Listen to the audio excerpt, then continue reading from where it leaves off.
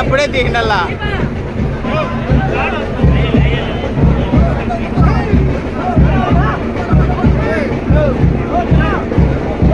Car పైకి ఎక్కమన్నా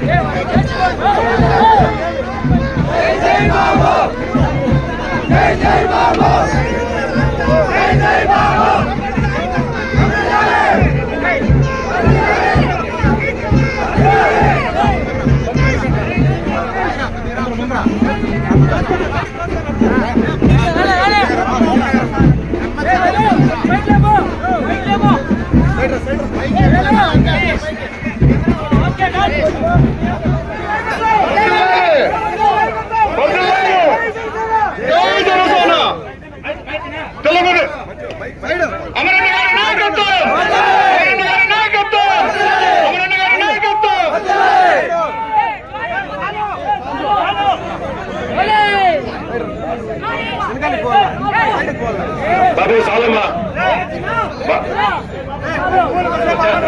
చాలమ్మా చాలు బాబు బాబు చాలమ్మా ప్లీజ్ ప్లీజ్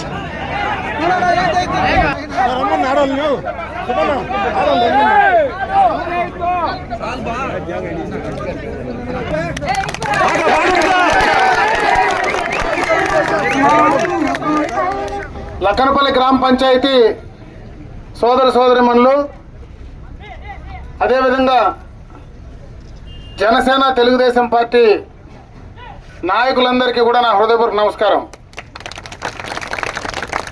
ఈరోజు ఇంటింటి తెలుగుదేశం పార్టీ కార్యక్రమంలో భాగంగా ఈ గ్రామ పంచాయతీకి రావడం, ఈ గ్రామ పంచాయతీలో ఈ కార్యక్రమానికి అపూర్వమైనటువంటి స్వాగతం పలికినటువంటి గ్రామ పంచాయతీ నాయకులందరికీ కూడా నా హృదయపూర్వకంగా నమస్కారం తెలియజేస్తున్నా. ఈ కార్యక్రమం యొక్క ముఖ్య ఉద్దేశం ఈ 4.5 సంవత్సరంలో ఈ ప్రభుత్వం చేసినటువంటి ప్రజా వ్యతిరేక విధానాలు కానీ, అవినీతి కార్యక్రమాలు కానీ, చేసినటువంటి పనులు ఏమైనా ఉంటే అవి ఏందో ఈ ప్రజలను అడిగి తెలుసుకుందామని చెప్పి సందర్భంగా కూడా ఈ కార్యక్రమాన్ని తీసుకురావడం జరిగింది. ఈరోజు రాష్ట్రం మొత్తం కూడా జగన్ రెడ్డి పాలనలో పూర్తిగా కూడా అభివృద్ధి అనేది మచ్చుకైనా కూడా కనపడడం లేదు. రాష్ట్రం మొత్తం పక్కన పెడితే ఇదే లక్కనపల్లి గ్రామ పంచాయతీలో, ఎందుకంటే నేను రాష్ట్ర విషయాలు దేశ విషయాలు మాట్లాడదలుచుకోలే, ఈ లక్కనపల్లి గ్రామానికి సంబంధించినటువంటి విషయాలే ఈ సందర్భంగా మీ దృష్టికి తెచ్చే ప్రయత్నం చేస్తున్నా. ఈ 4.5 సంవత్సరంలో ఈ గ్రామ పంచాయతీలో ఈ ప్రభుత్వం చేసినటువంటి అభివృద్ధి కార్యక్రమాలు ఏమైనా ఉన్నాయనేది ఒక్కసారి ఆలోచించుకోమని చెప్పి ఈ సందర్భంగా ఈ గ్రామస్తులందరూ కూడా తెలియజేస్తారు. గత ప్రభుత్వంలో పంచాయతీరాజ్ మంత్రిగా లోకేష్ బాబు గారు వేసినటువంటి ఎల్ఈడి లైట్లు కూడా లేకుండా ఉంటే ఈరోజు ఏ గ్రామంలో కూడా లైట్ వెళ్తారు అనేది కనపడే ఉండదని చెప్పి ఈ సందర్భంగా మీ దృష్టికి తెస్తా ఉన్నా. గత ప్రభుత్వంలో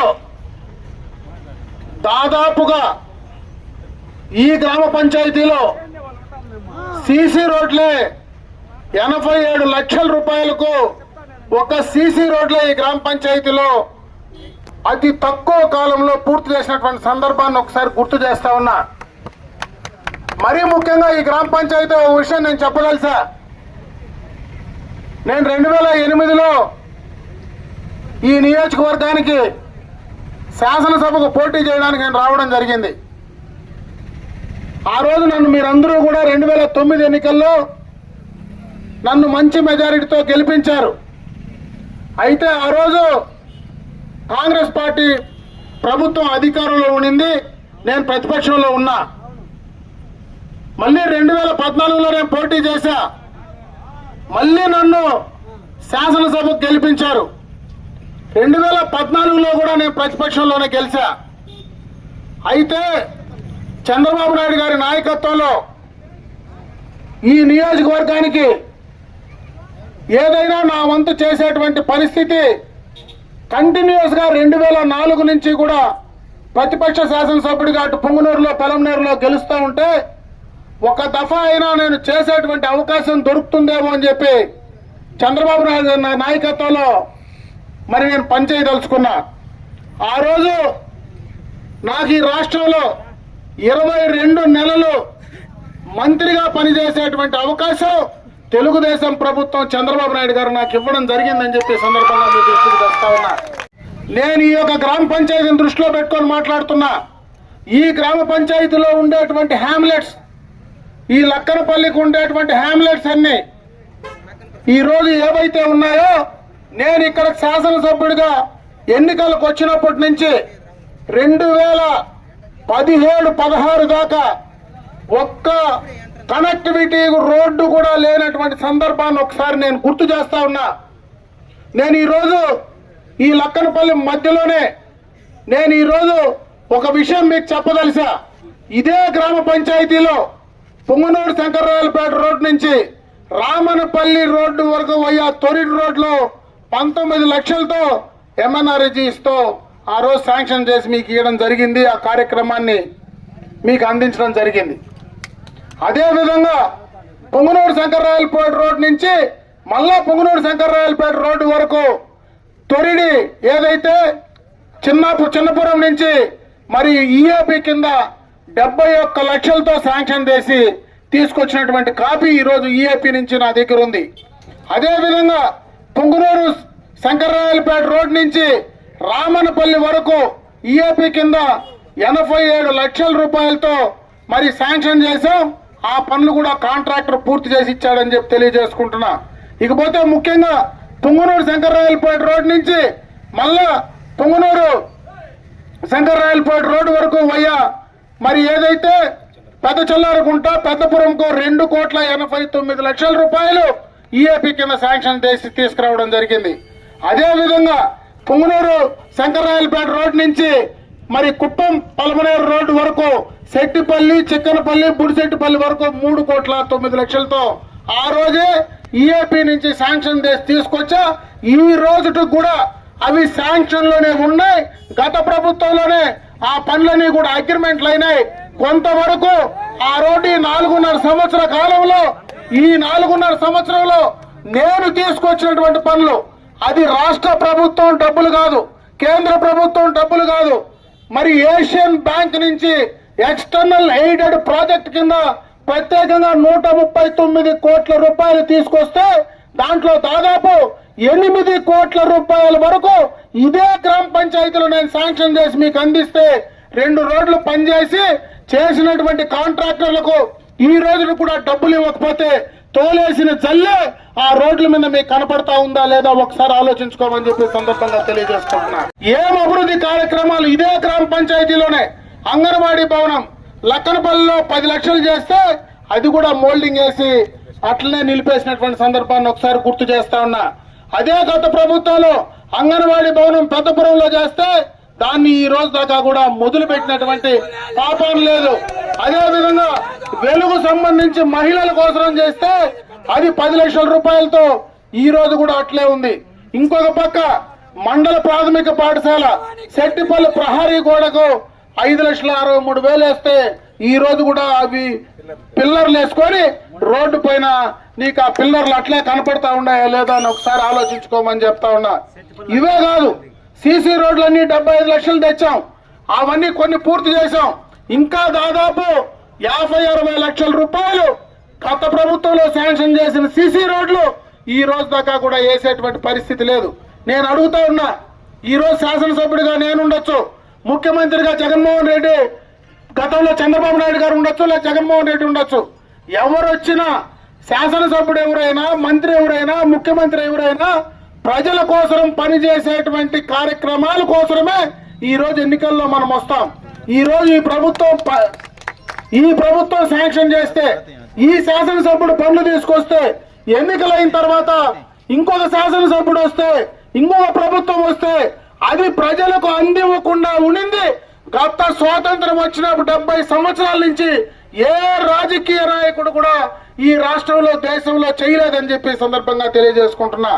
మొట్టమొదటగా ఈ జగన్ రెడ్డి పాలనలో గత ప్రభుత్వంలో తెలుగుదేశం ప్రభుత్వంలో పనులు చేస్తే, తెలుగుదేశం ప్రభుత్వంలో ఇండ్లు ఇస్తే అవిటికి నేను ఎందుకు బిల్లు ఇవ్వాలా, తెలుగుదేశం ప్రభుత్వంలో రోడ్లు శాంక్షన్ చేస్తే వాళ్ళకు నేను ఎందుకు బిల్లులు ఇవ్వాలని చెప్పి డబ్బులు ఇవ్వకుండా ఆపేసి ఇబ్బందులు పెట్టేటువంటి మాట ఒకసారి గుర్తు చేస్తా ఉన్నా. మీకు నిజంగా చిత్తశుద్ధి ఉంటే ఆ కార్యక్రమాలన్నీ ఈ 4.5 సంవత్సరంలో తెరిసి శాంక్షన్ చేసి చేతిలో పెట్టినటువంటి పనులు చేయడానికి మీకు ఏమి ఇబ్బంది వచ్చిందో మరి ప్రజలకు సమాధానం చెప్పగలరా అని చెప్పి సందర్భంగా నేను అడుగుతా ఉన్నా. ఎందుకు మీరు చేయలేకపోయారు? డబ్బులు మీ ప్రభుత్వం కాదు, ఈ ప్రభుత్వం కాదు, ఏషియన్ బ్యాంక్ డబ్బులు ఇస్తుంది. ఈ రోజు అప్పుల కోసం మీరు తిరుగుతా ఉన్నారు. ఆల్రెడీ బ్యాంక్ నుంచి డబ్బులు వచ్చి ప్రభుత్వంలో డిపాజిట్ అయితే దాన్ని కూడా ఖర్చు పెట్టలేకుండా ఉన్నారా? లేకపోతే ఈ పనులు చేస్తే తెలుగుదేశం పార్టీకి, అమర్నాథ్ రెడ్డికి, చంద్రబాబు నాయుడు గారికి ఎక్కడ మంచి పేరు వస్తుందో అని ఈ పనులు ఆపేశారా? ఈ ప్రజలకు సమాధానం చెప్పమని చెప్పి నేను ఈ సందర్భంగా అడుగుతా ఉన్నాను. జగన్మోహన్ రెడ్డి వ్యవహార శైలి కూడా ఒకసారి చూడండి. గతంలో ఎప్పుడూ కూడా ఏ ముఖ్యమంత్రి ఇంత దారుణంగా పనిచేసినటువంటి సందర్భం లేదు. ఈ రోజు ఎవరైనా గట్టిగా మాట్లాడితే వాళ్ళ పైన కేసులు పెడతారు, బెదిరిస్తారు. చంద్రబాబు నాయుడు లాంటి వ్యక్తి పైనే ఈ రోజు దాదాపు 55 రోజులు చెయ్యని నేరానికి జైల్లో పెట్టినటువంటి జగన్మోహన్ రెడ్డి నాలాంటి వాడి పైన ప్రజల కోసం మరి ఏదైనా ప్రభుత్వంలో చేసేటువంటి తప్పులు ఎత్తి చూపితే దాదాపు 35 కేసులు ఈ రోజు నా పైన రిజిస్టర్ చేసినారు. దాదాపు 307 కేసులు, ఆర్మ్స్ యాక్ట్ కేసులు పెట్టి 2-3 నెలలు ఇండ్లకు రాకుండా వాళ్ళు సునకానందం పొందేటువంటి పరిస్థితి ఈ రోజు ఈ ప్రభుత్వంలో ఉంది. ఇటువంటి మూర్ఖపు నాయకత్వం, మూర్ఖపు ప్రభుత్వాన్ని ఖచ్చితంగా కూడా తరిమి కొట్టాల్సినటువంటి పరిస్థితి ఉంది. నేను ఒకటే యువకులకు అందరికి తెలియజేసుకుంటున్నా, ముఖ్యంగా కూడా రేపు రాబోయే కాలంలో యువకుల భవిష్యత్తు మొత్తం కూడా నాశనం చేయడానికి జగన్ రెడ్డి విధానాలు ఉన్నాయి. ఈ రోజు పెట్టుబడులు రావడం లేదు. ఎవరైనా పెట్టుబడిదారుడు ఈ రాష్ట్రానికి వస్తానంటే వాళ్ళని తరింగొట్టేటువంటి పరిస్థితి. అంతెందుకు మన పక్కనే, మీరు ఈ పక్కనే చూడొచ్చు, గత ప్రభుత్వంలో చంద్రబాబు నాయుడు గారి నాయకత్వంలో 4 రోడ్లు మీరు పోయే చోటనే గత ప్రభుత్వంలో నేను మంత్రిగా ఉండేటప్పుడు అంతకుముందు 4 రోడ్లు ఎట్లుండింది, ఆ 2-3 సంవత్సరాల్లో ఈ రోజు 4 రోడ్లలో ఎన్ని పెట్టుబడులు వచ్చినాయి, ఈ ప్రాంతంలో ఎంతమందికి ఉపాధి అవకాశాలు వచ్చినాయి.